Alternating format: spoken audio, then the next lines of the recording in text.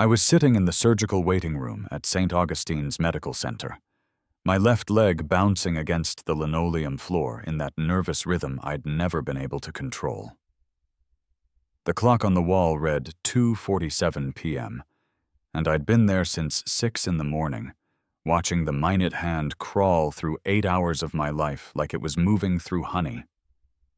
My wife, Diana, had gone to get coffee about 20 minutes ago. At least that's what she'd said. I didn't think much of it at the time. Coffee runs during long hospital waits were normal. Expected, even. What wasn't normal was the way she'd been checking her phone all morning, the way her eyes kept darting to the door every time it opened, the way she'd barely looked at me since we'd arrived. My mother was in surgery. A tumor in her abdomen that the doctors had described as concerning but operable.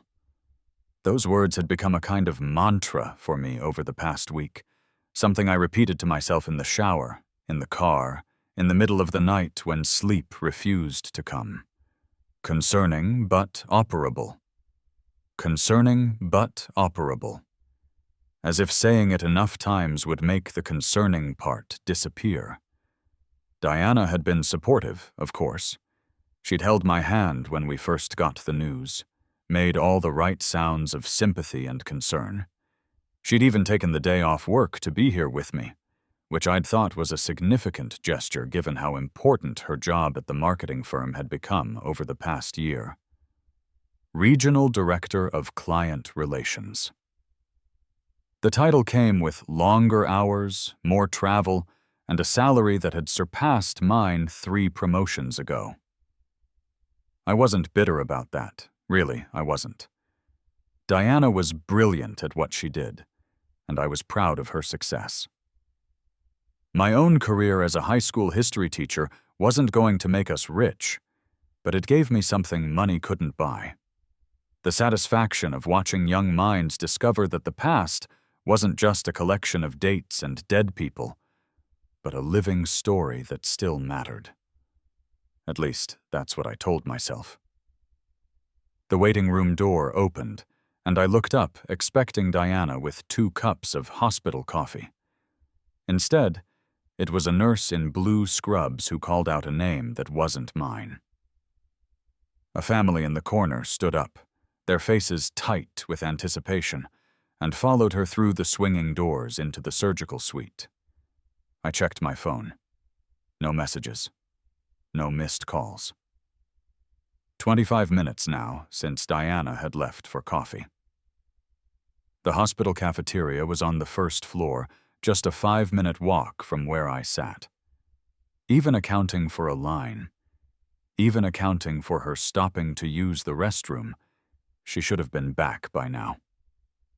I tried calling her, but it went straight to voicemail, that familiar recording of her professional voice asking me to leave a message. I didn't leave a message. Instead, I stood up and stretched my legs, walking to the window that overlooked the parking lot 4 floors below. The October sky was the color of old dishwater. Threatening rain that hadn't yet arrived. I scanned the rows of cars, looking for our silver Honda Accord, trying to remember where we'd parked this morning in the pre-dawn darkness. I found it. Or rather, I found the empty space where it used to be. For a moment, I thought I was mistaken. We'd parked in Section C, row 7, near the handicapped spaces. I remembered Diana commenting on how lucky we were to find a spot so close. But now, staring down at the lot, I could see Section C, row 7, could count the cars on either side. And our Honda was definitively, undeniably gone. My first thought was that the car had been stolen. My second thought was more complicated, and it made my chest feel like someone had wrapped a belt around it and was slowly tightening. I called Diana again. Voicemail. I called her again. Voicemail. On the 3rd try, she finally answered. "Lucas." Her voice was strange, tight and rushed, like she was trying to have this conversation while doing something else. "I can't really talk right now." "Where are you? Where's the car?" There was a pause. In the background, I could hear the sound of an engine, the rhythmic thump of tires on pavement. She was driving. "Something came up," she said. "I had to leave." Had to leave? I repeated the words slowly, trying to make sense of them. "Diana, my mother is in surgery. She's having a tumor removed. What could possibly—" "I know, Lucas, I know. And I'm sorry, I really am. But this is an emergency. I'll explain everything later." "Later? What am I supposed to do? How am I supposed to get home?" Another pause. Longer this time. I could hear her breathing, could hear her choosing her words with the same careful precision she used when presenting to difficult clients. "You can call an Uber," she said finally. "Or a cab. I'll pay for it. I'll send you money right now." "That's not the point. The point is that I need you here. My mother might be dying, and you just left me here alone with the car. You didn't even tell me you were leaving." "I left you a note," she said, and there was something defensive in her voice now, something that sounded almost like guilt. "I put it on your coffee." I looked around the waiting room. There was no coffee. There was no note. Diana had never brought me coffee in the first place. "There's no note, Diana. There's no coffee." "What's going on?" "Look, I have to go. I'll call you later, okay? Tell your mother I hope everything goes well." "Diana." But she'd already hung up. I stood there with the phone pressed to my ear, listening to the silence where her voice had been, trying to process what had just happened. My wife of 7 years had abandoned me in a hospital waiting room while my mother was in surgery, taken our only car, and left me with nothing but a phone number for an Uber driver. "This is an emergency," she'd said. "I'll explain everything later." I sat back down in the plastic chair, but this time my leg wasn't bouncing. This time I felt strangely still, like the shock had frozen something inside me. I tried to focus on my mother, on the surgery that was still happening somewhere beyond those swinging doors, but my mind kept circling back to Diana's voice on the phone, to the sound of the engine in the background, to the empty space in the parking lot where our car should have been. What kind of emergency pulls you away from your husband during his mother's surgery? I knew the answer. I'd known it for months, maybe longer, but I'd refused to let myself see it clearly. The late nights at work, the conferences in cities that seemed to require more and more face-to-face meetings, the way she'd started locking her phone, the way she'd stopped laughing at my jokes, the way she'd turned away from me in bed like my touch had become something she merely tolerated rather than welcomed. His name was Derek. Derek Townsend. He was a client, the CEO of some tech startup that had hired Diana's firm to rebrand their company. I'd met him once, at a holiday party 6 months ago. Tall, handsome, confident in that way that comes from having money and knowing exactly what to do with it. He'd shaken my hand and called me Lucas the Teacher, in a tone that made it sound like a demotion rather than a profession. Diana had laughed at all his jokes that night. She'd touched his arm when she talked to him, leaned in close like she was sharing secrets.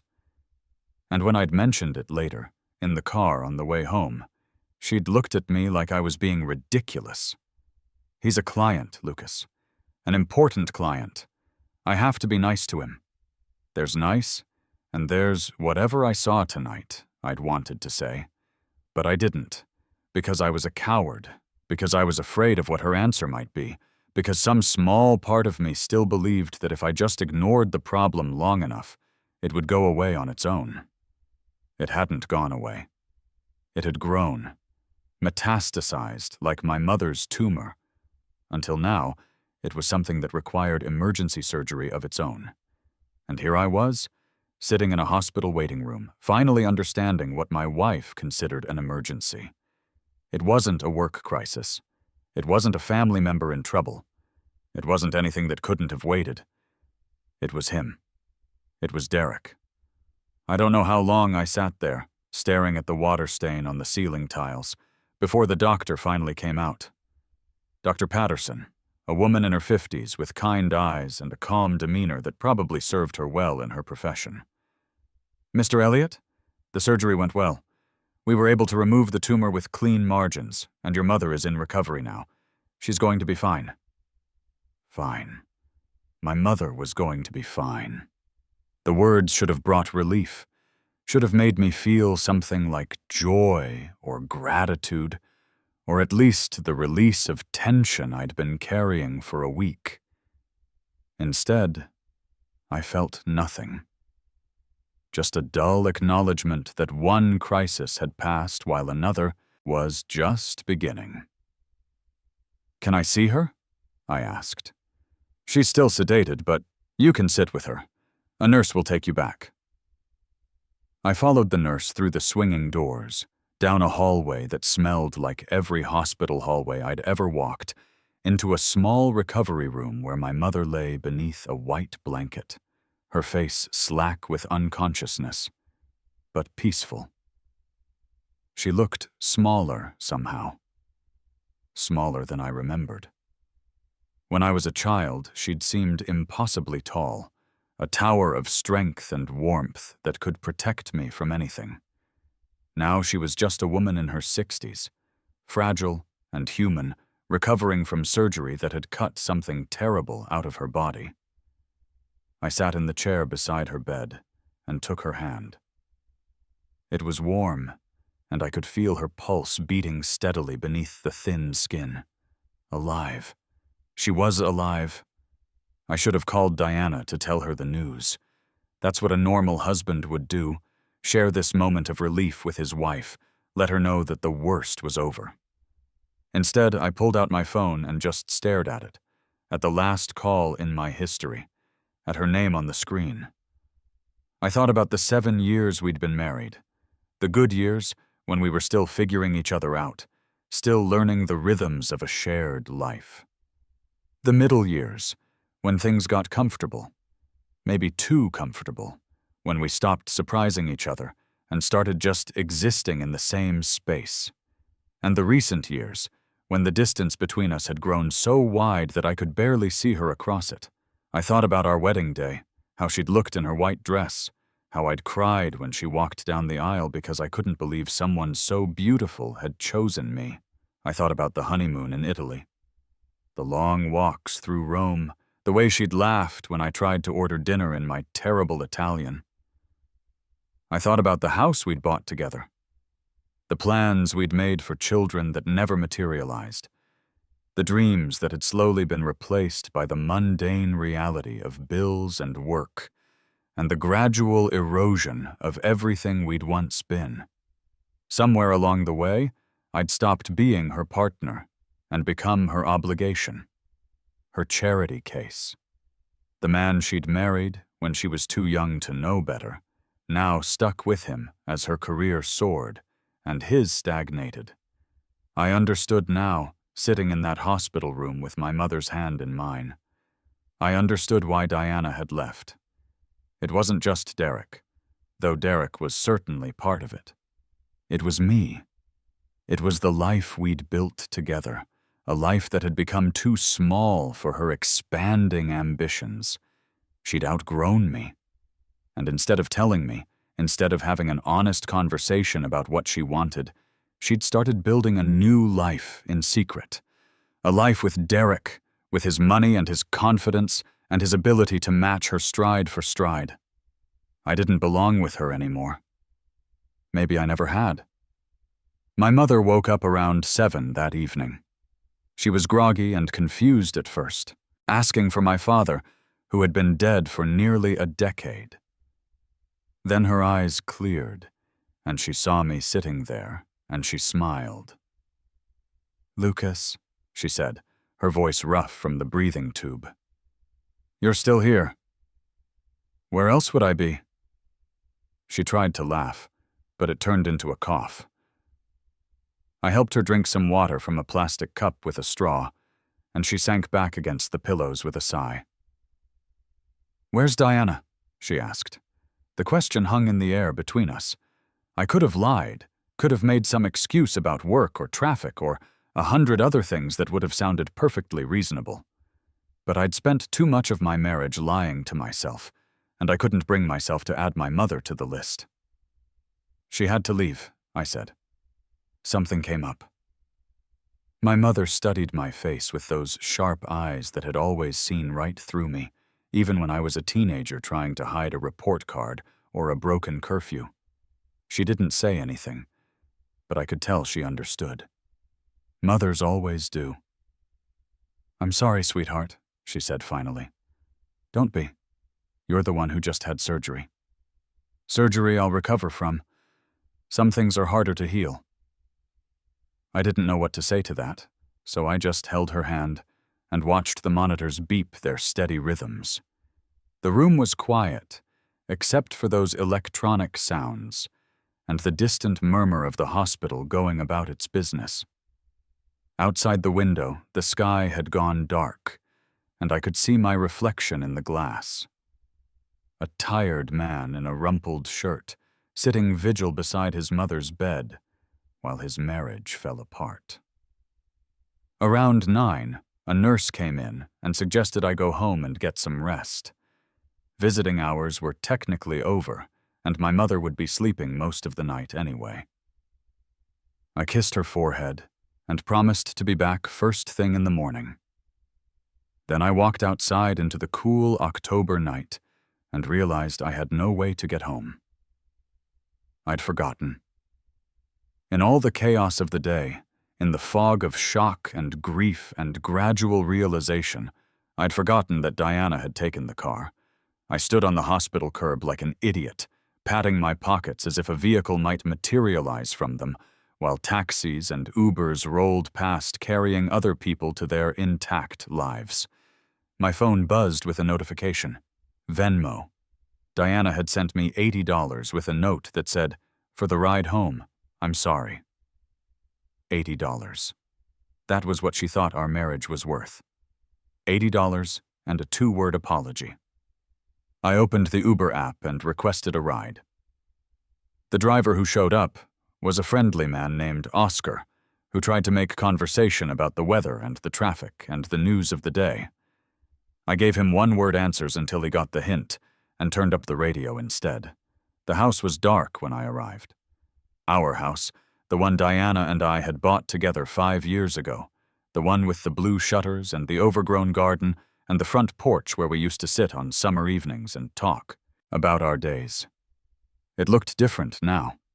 Smaller, somehow. Less like a home and more like a museum dedicated to a life that no longer existed. I let myself in and stood in the entryway, looking at the photographs on the wall. Our wedding portrait. A vacation in Hawaii. Her company Christmas party, where she'd won some award for exceeding her sales targets. In every picture, she was smiling.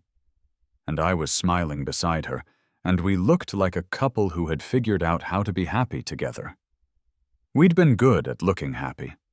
We'd just forgotten how to actually be happy somewhere along the way.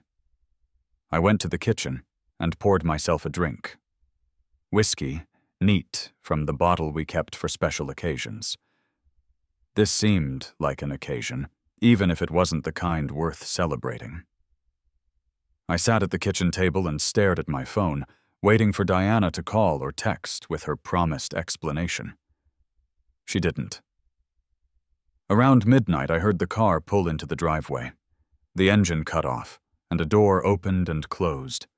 And then there were footsteps on the front porch. I didn't move. I just sat there with my empty glass and my full heart and waited for whatever came next. Diana came in through the front door. She was still wearing the clothes she'd had on this morning, but something about her was different. Her hair was messed up in a way that wasn't from running her fingers through it. Her lipstick was smeared.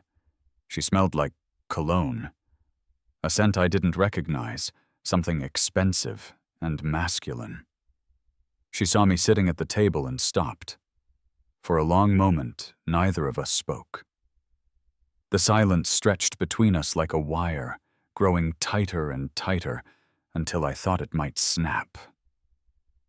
"Lucas," she said finally, "you're still up. Where else would I be?" She flinched at that, recognizing her mother's question echoed back at her. Then she walked to the refrigerator and opened it, staring at the contents like she might find an answer among the leftovers and condiments. "How's your mother?" she asked, without looking at me. "She's fine. The surgery went well. She'll recover." "That's good. I'm glad." Another silence. She closed the refrigerator without taking anything and leaned against the counter, arms crossed over her chest like a shield. "I know you're angry," she said. "You have every right to be. What I did today was wrong. I should have been there for you." "Yes, you should have." "But I couldn't, you don't understand. There were circumstances—" "Derek!" The name hung in the air between us. I saw her face go pale, saw the color drain out of her cheeks like water from a bathtub. For just a second, I saw fear in her eyes. Then she composed herself, smoothed her expression back into that professional mask she wore so well. "What are you talking about?" "Don't." My voice was quiet, but something in it made her take a step back. "Don't insult my intelligence. Don't insult our marriage, or what's left of it. I know about Derek. I've known for months. I just didn't want to believe it." She opened her mouth to deny it. I could see the lie forming on her lips. Then something shifted, and she closed her mouth again. When she finally spoke, her voice was barely above a whisper. "How long have you known?" "Long enough. Long enough to watch you pull away from me. Long enough to see you checking your phone every 5 minutes, smiling at messages that weren't from me. Long enough to notice that you'd rather work late than come home, rather travel to conferences than spend weekends together. I never meant—" "What? You never meant for me to find out? Or you never meant for it to happen in the first place?" She didn't answer, but her silence told me everything I needed to know. I stood up from the table. My legs felt strange, unsteady, like I was walking on a ship in rough seas. But I made it to the sink and rinsed out my glass, watching the last drops of whiskey swirl down the drain. "Today," I said, keeping my back to her, "I sat in that hospital for 8 hours. I watched other families come and go. I held my mother's hand while she woke up from surgery, not knowing if she would be okay, not knowing if I would have to say goodbye. And through all of it, all I could think about was you, about us, about how we got here." I turned around. Diana was crying now, silent tears sliding down her cheeks, ruining what was left of her makeup. In another life, I would have gone to her. I would have held her and told her everything would be okay. But I couldn't do that anymore. Some lines, once crossed, can never be uncrossed. "I loved you," I said. "I loved you more than I knew how to say. And maybe that was the problem. Maybe I loved you so much that I let you become the center of my whole world. And when you started to drift away, I had nothing left to hold on to." "Lucas, please, let me finish." I held up a hand, and she fell silent. "When you left today, when I realized you'd driven away without even telling me, I felt something break inside. Not just anger, not just hurt, but something deeper. Something I'd been holding on to for years. This belief that we could fix things, that we could find our way back to each other if we just tried hard enough." I walked toward her, close enough to see the mascara streaking her cheeks, close enough to smell that cologne on her clothes. I realized something, standing there at that window, watching the space where our car used to be. I realized that you made a choice today. You had to choose between being there for me and being there for him, and you chose him. And that told me everything I needed to know about where I stand in your life. Diana shook her head, reaching for me. "It wasn't like that. Derek, he had a crisis. His company was falling apart. He needed—" "I don't care what he needed." I stepped back, out of her reach. I care about what I needed. I needed my wife. I needed someone to hold my hand while I waited to find out if my mother was going to live or die. And you couldn't even give me that." The crying was louder now, no longer silent. Diana pressed her hands to her face, her shoulders shaking. Part of me wanted to comfort her, out of habit if nothing else. But the larger part of me knew that comfort would only make things worse, would only prolong the inevitable. "I think you should leave," I said. She looked up, startled. "What?" "Tonight, right now. Pack a bag and go wherever you need to go, to Derek's, to a hotel. I don't care. But I can't sleep under the same roof with you tonight. I can't pretend everything is normal while you smell like another man's cologne." "Lucas, please, we need to talk about this. We need to figure out—" "There's nothing to figure out. You made your choice. Now I'm making mine." Something changed in her face then. The pleading look faded, replaced by something harder, something like resentment. "Fine," she said, and her voice was cold now, all the tears drying up like they'd never been there. "If that's what you want, it is." She walked past me without another word, heading for the stairs. I heard her footsteps overhead, heard dresser drawers opening and closing, heard the zipper of a suitcase. 10 minutes later, she came back down with a bag over her shoulder and her keys in her hand. She stopped at the door and looked at me one last time. "I never wanted it to end like this," she said. "Nobody ever does." Then she was gone, the door closing softly behind her, the sound of the engine fading into the night. I stood in the empty house, listening to the silence, feeling the weight of everything that had happened settling onto my shoulders. I should have felt devastated. I should have felt like my world was ending. But instead, I felt something unexpected, something that felt almost like relief. For the first time in months, maybe years, I knew exactly where I stood. The uncertainty was over. The pretending was done. Diana had made her choice, and now I was free to make mine. The next few weeks were a blur of difficult conversations and logistical nightmares. Diana moved in with Derek, officially, now that there was no reason to hide. I stayed in the house, at least for the time being, until we could figure out what to do about the mortgage and the shared accounts and all the tangled threads of a life built together.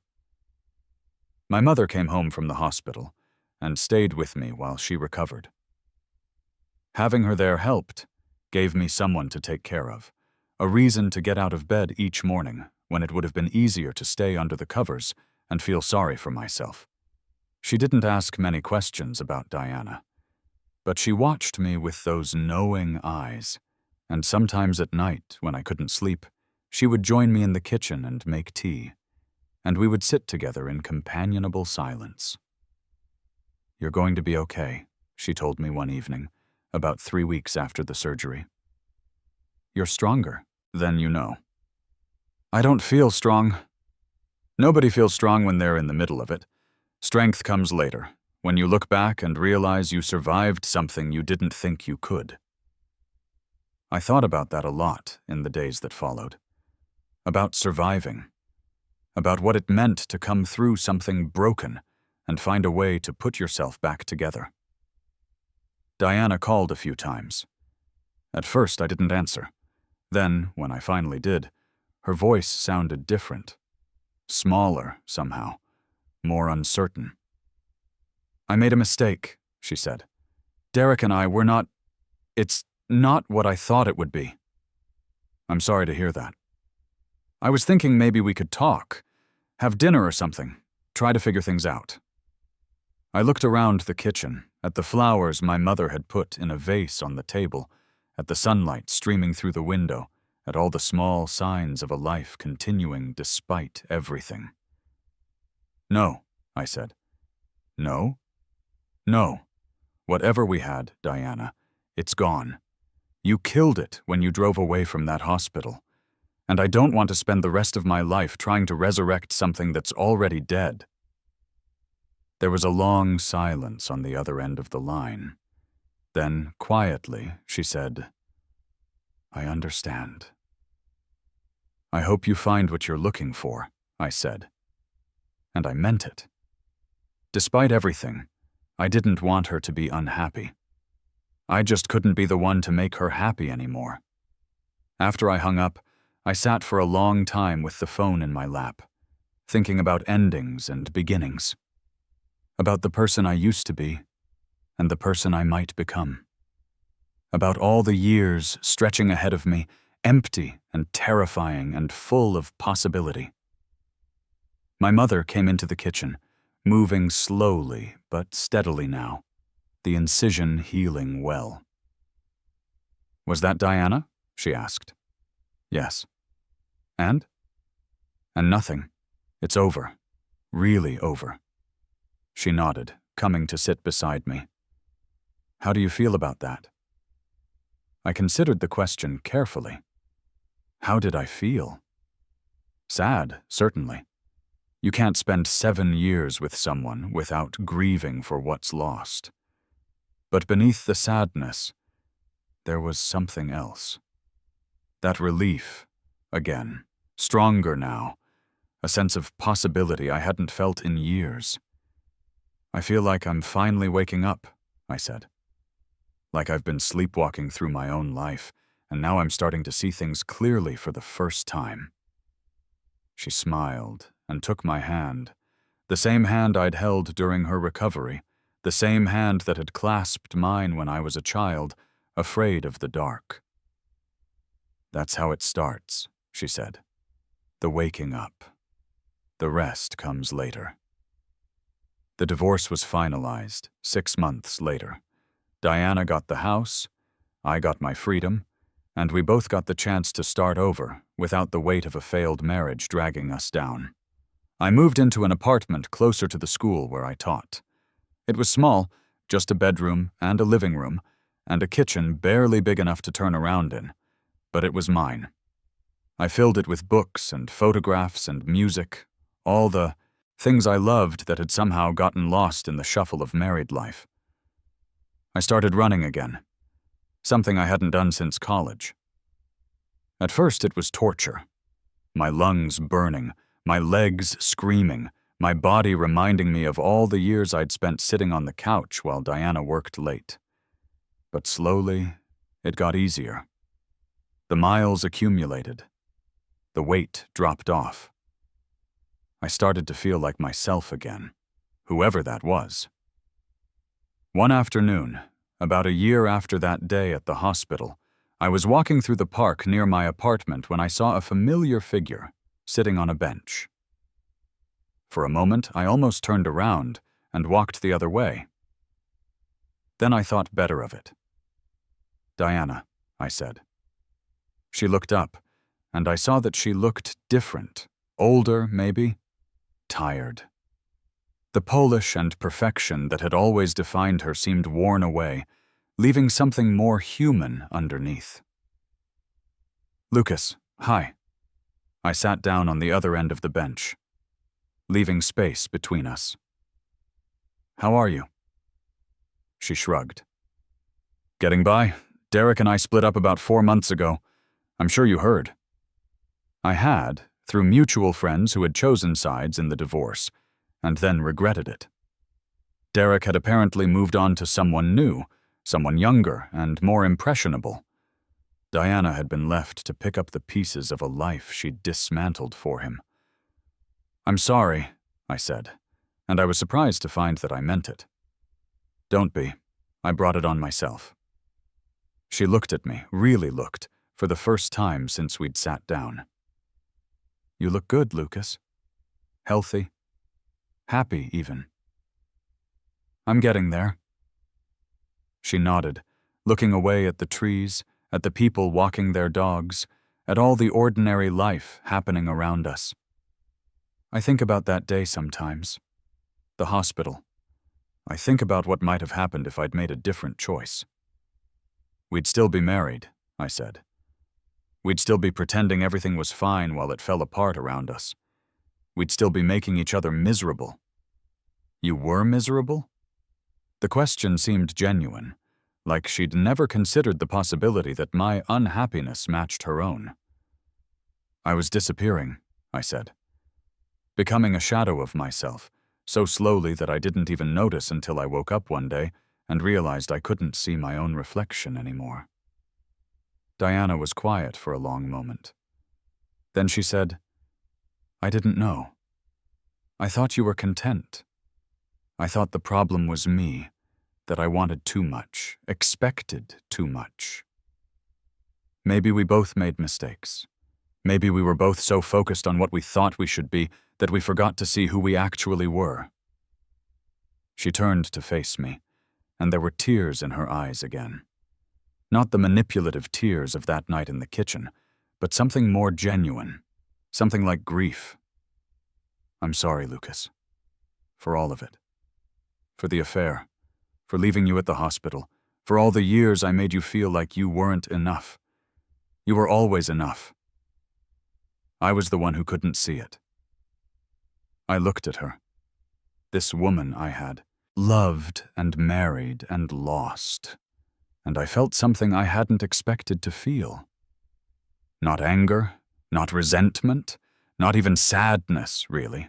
Just a kind of quiet acceptance. I forgive you, I said. And I hope you can forgive yourself someday. We were young when we got married. We didn't know what we were doing, but we know now, and that has to count for something. She wiped her eyes and tried to smile. You always were too kind for your own good. Maybe. Or maybe I just learned that holding on to anger is like drinking poison and expecting the other person to die. We sat together in silence for a while longer, watching the park fill with late afternoon light. Then Diana stood up, brushing off her pants, composing herself again. I should go, she said. I have a meeting. Okay. She hesitated, like she wanted to say something more. Then she just nodded and walked away, disappearing into the crowds of joggers and dog walkers and families enjoying the autumn weather. I stayed on the bench for a while longer, thinking about everything that had happened since that day at St. Augustine's. The worst day of my life, I'd thought at the time. The day my marriage ended, and my world fell apart. But it hadn't fallen apart, I realized now. It had opened up. All those broken pieces had become raw material for building something new. A life that was smaller in some ways, but more genuinely mine. A life where I woke up each morning knowing exactly who I was and what I wanted. My phone buzzed with a text from my mother. Just checking in? Love you? Love you too, I replied. Coming for dinner Sunday? Wouldn't miss it. I put the phone away and stood up from the bench, stretching my legs. The sun was starting to set behind the trees, painting the sky in shades of orange and pink. It was beautiful, the kind of beauty I'd stopped noticing during all those years of just getting through each day. I noticed it now. As I walked home through the golden light, I thought about Diana sitting in the car that day, driving away from the hospital to rescue a man who would eventually break her heart the same way she'd broken mine. I thought about the choice she'd made, the moment when she'd decided that her husband's grief was less important than her lover's crisis. In a strange way, I was grateful for that choice. Not for the pain it caused, but for the clarity it brought. Sometimes you need to see exactly where you stand before you can find the courage to walk away. I didn't belong with her anymore. Maybe I never had, but I belonged to myself now, fully and completely, and that was worth more than any marriage. The apartment was warm when I got home, filled with the scent of the bread I'd left rising on the counter. I turned on some music, jazz, something Diana had always hated, and started making dinner. Tomorrow I would go back to school and teach a roomful of teenagers about the Civil War. Next week my mother was coming to visit. Next month, I was thinking about taking a trip somewhere I'd never been, just to see what was out there. The future was uncertain, but it was mine. And for the first time in a very long time, that felt like enough.